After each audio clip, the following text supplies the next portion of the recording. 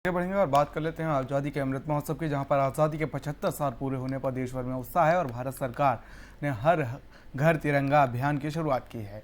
देश भर में तिरंगा यात्रा की तस्वीरें आ रही हैं। आपको देश के 3 जगह से तस्वीरें आप देख सकते हैं। ये नवा रायपुर छत्तीसगढ़ से तस्वीर सामने आई, मयूर विहार दिल्ली से तस्वीर सामने आई, साथ ही डल झील यानी कि जम्मू कश्मीर से भी तस्वीर सामने आई, जहाँ लोगों ने तिरंगा यात्रा निकाली। पहली तस्वीर छत्तीसगढ़ के नवा रायपुर से है, जहां पर बच्चों ने तिरंगा यात्रा निकाली। वहीं दिल्ली के मयूर विहार में सीआरपीएफ ने तिरंगा यात्रा निकाली और जम्मू कश्मीर के डल झील में ये अनोखी तस्वीर देखने को मिली है।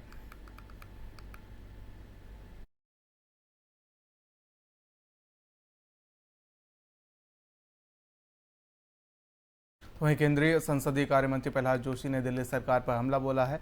उन्होंने सवाल किया है कि दिल्ली के स्कूल अच्छे हैं तो आम आदमी पार्टी के नेताओं के बच्चे सरकारी स्कूल में क्यों नहीं पढ़ते। So far, Supreme Court has not issued any direction or it has not decided, but government has made its remarks, and government has submitted its proposal, and I welcome that proposal.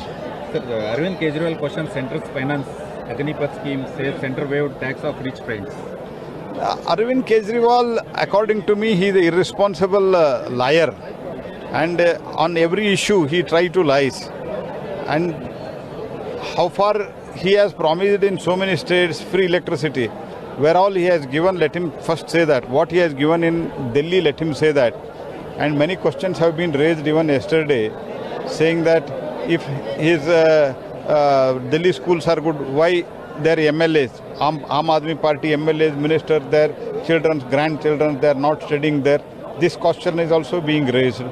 And what about the electricity position and its situation in the country and Delhi after Shri Modi took over? And today we are almost nearing to the saturation as far as electricity is concerned. This, if at all you go on, see, you announce free, but you do not pay to the discoms. These are all the things happening, and he is a great, according to me, he is a liar. Sir, on our last question, BJP will be uprooted in 2024, will lose 40 Lok Sabha seats from its tally in 3 states. Janata Dal, you have, after cutting your... See, 2015, Janata Dal, you had left us. What was the result? And Mr. Nitish Kumar was made to resign because of that results. So I don't want to go into details of that, but I can only say that commenting like this, see, people have accepted Modi in 2014, people have accepted Modi ji in 2019 and in recently many states. And I would only tell what had happened in 2015 when he left us. As soon as the Bharatiya Janata Party announced Shri Narendra Modi ji as a prime ministerial candidate, he left us. What happened? Then he was made to resign because of that. He should not forget all those things. Sir, last question, sir. There are again some issues raised that rumors has been raised as Karnataka CM will be... It is baseless.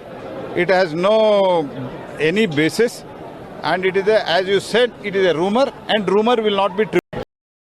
Early अध्यक्ष जयंत चौधरी ने केंद्र सरकार पर जमकर हमला बोला है। उन्होंने कहा कि केंद्र ने हर साल 2 करोड़ रोजगार देने का वादा किया था, जो पूरा नहीं किया। बड़ा अंतर है, और आज जो ग्रोथ हो रही है, इकोनॉमिक ग्रोथ हो रही है, वो जॉबलेस ग्रोथ है। ऐसे में पावर्टी, कुपोषण और सारी सुविधाएं नीचे तक पहुंचाने के लिए अगर कोई सत्ताधारी पार्टी हो या विपक्ष में पार्टी हो, चुनाव वक्त अगर बात कहती है, तो उसमें गलत क्या है? क्या राशन रेवड़ी है? क्या बिजली पे किसानों को अगर आप कोई छूट देते हैं वो रेवड़ी है? या कॉरपोरेट घरानों को आप लोन माफ़ करना चाहते हैं, या उनका टैक्स की जो दरें हैं उनको कम करते हैं, या उनके कहने से कोई नीतिगत प्रस्ताव और कानून ले आते हैं, क्या वो रेवड़ी नहीं मानी जानी चाहिए? तो सरकार का दायित्व बनता था, जब सरकार इस सुनवाई में खुद कह रही है, कोर्ट को ये सुझाव दे रही है कि आप एक समिति बना दें। मैं मानता हूं कि सरकार का एफिडेविट बेहद कमज़ोर था और उन्होंने एक स्पेस दे दिया है कि कोर्ट अब सारे विषयों पर हस्तक्षेप करे। उन्होंने, गवर्नमेंट ने एफिडेविट में ये भी कहा है कि जो कमेटी बनाई जाए उसमें फिक्की और सीआईआई के प्रतिनिधि होने चाहिए। मैं सरकार से सवाल पूछना चाहता हूं कि फिक्की और सीआई के प्रतिनिधि तय करेंगे कि क्या रेवड़ी है और क्या जनहितकारी का कदम है। तो ये जो सरकार की एक मंशा है, इससे जाहिर होती है।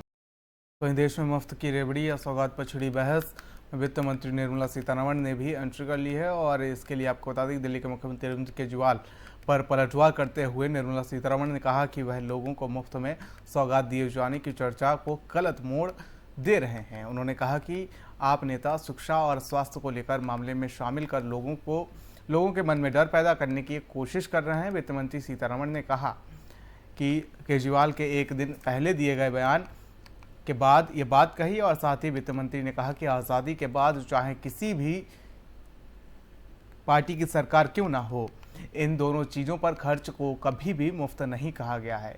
इन सब चर्चा में घटनाक्रम पूरे मामले में गलत मोड़ देने जैसा है। उन्होंने कहा कि दिल्ली के मुख्यमंत्री ने लोगों को मुफ्त में सौगात दिए जाने पर चर्चा को अनुचित मोड़ दिया है। स्वास्थ्य और शिक्षा पर खर्च को कभी भी मुफ्त में दी जाने वाली चीज़ें नहीं कहा गया है। सीतारमण ने कहा कि आज़ादी के बाद से चाहे किसी को भी सरकार क्यों ना आई हो, शिक्षा और स्वास्थ्य पर खर्च को कभी भी मुफ्त नहीं कहा गया है।